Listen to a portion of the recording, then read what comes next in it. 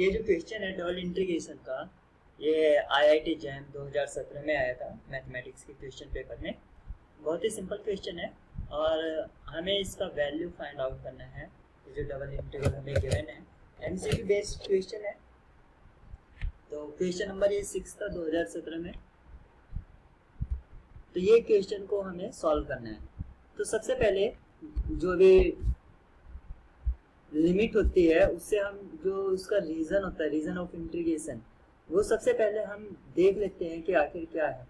तो यहाँ पर अगर आप देखें x इन्वॉल्व है तो ये y का लिमिट है, जैसे कि मैं अपनी लास्ट वीडियोस में बताता हूँ। तो y इक्वल टू एक्स और y इक्वल टू 1, ये y की लिमिट है और x की लिमिट है x इक्वल टू 0 और x इक्वल टू 1। इन लिमिट की हेल्प से हम जो रीजन है उसको प्लॉट कर लेते हैं। ये हमारा एक्स वाई प्लेन हो गया। तो y इक्वल टू एक्स ये ऐसे लाइन होता है और y इक्वल टू 1 हमारा वो ये लाइन होगा। ये y इक्वल टू 1 है, ये y इक्वल टू x है और x इक्वल टू 0, यहाँ पर x 0 है तो ये लाइन हो गया और x इक्वल टू 1 ये हो गया। तो हमारा जो डिजायर्ड रीजन है वो ये हो गया। अब हमें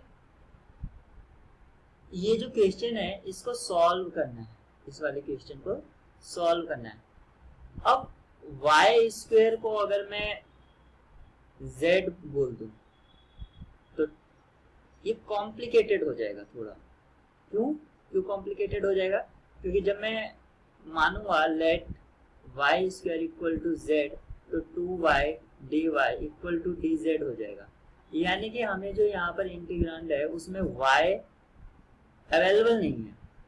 तो इस तरह इसको प्रोसीड करना थोड़ा कॉम्प्लिकेटेड हो सकता है। तो इससे बचने के लिए मैं क्या करूंगा कि जो शुरुआत में y के रेस्पेक्ट में इंटीग्रेशन किया जा रहा है, मैं इसका ऑर्डर ऑफ इंटीग्रेशन चेंज कर दूंगा।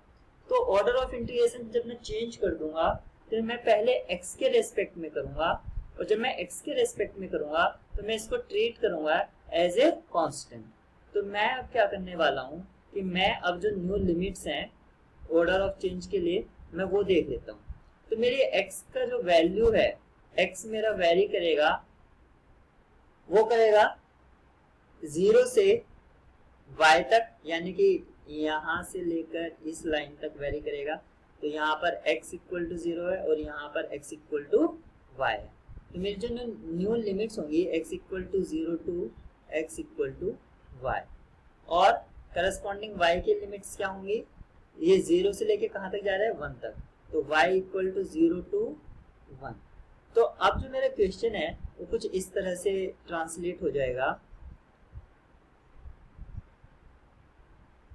तो सबसे पहले मैं x की लिमिट लिखूंगा 0 to y sine y square dx dy, और dy की जो लिमिट है वो कहाँ से कहाँ तक है 0 टू 1। इस तरह ये क्वेश्चन ट्रांसलेट हो गया है। अब मैं इसको सॉल्व करने जा रहा हूँ। तो मैं इसको ट्रीट करूंगा एज ए कांस्टेंट। तो यहाँ पर x आ जाएगा इसका इंटीग्रेशन। तो क्या हो जाएगा 0 to 1 sine y square x 0 to y dy। अब मैं इसको लिमिट पुट कर दूंगा तो 0 to 1 sine y square y minus 0 dy, और यहाँ से जो इसका मीनिंग हुआ ये 0 टू 1 रहेगा, 0 टू 1 साइन y स्क्वायर, और यहाँ से भी y आया तो उसको मैं पहले लिख लेता हूँ dy। अब मैं इसको y स्क्वायर को z लेट कर लूंगा। तो मैं जो यहाँ शुरुआत में बता रहा था यहाँ पर, अब मेरी जो वो प्रॉब्लम थी अब वो सॉल्व हो जाएगी यहाँ पर।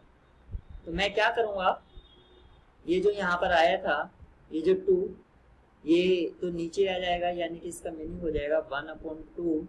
लिमिट सेम रहेंगी, जो न्यू वेरिएबल हम z के अकॉर्डिंग करेंगे उसमें लिमिट सेम रहेगी, क्योंकि यहाँ पर अगर लोअर लिमिट 0 रहेगी तो जब हम z के करस्पॉन्डिंग देखेंगे तो अब भी 0 ही आएगा, और जब हम अपर लिमिट से z के करस्पॉन्डिंग लिमिट देखेंगे तो भी 1 ही आएगा।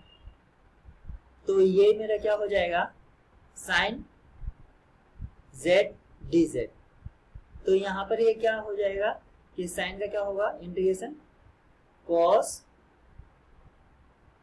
वाई स्क्वायर जेड स्क्वायर की जगह मैंने डायरेक्ट लिख दिया और इसका जो लिमिट है वो पुट किया, तो क्या हो जाएगा 1/2 कोस 1 माइनस के कोस 1, और जब मैं लोअर लिमिट रखूंगा तो इस माइनस की वजह से वो प्लस हो जाएगा, तो कोस जीरो की वैल्यू क्या होगी 1। तो जो मेरा फाइनल आंसर है 1/2 1 माइनस कोस 1, यानी कि जो मेरा ऑप्शन डी है वो करेक्ट होगा। तो राइट चॉइस क्या है मेरी, या करेक्ट चॉइस क्या है, करेक्ट चॉइस है मेरी ऑप्शन डी, ये मेरा करेक्ट चॉइस है।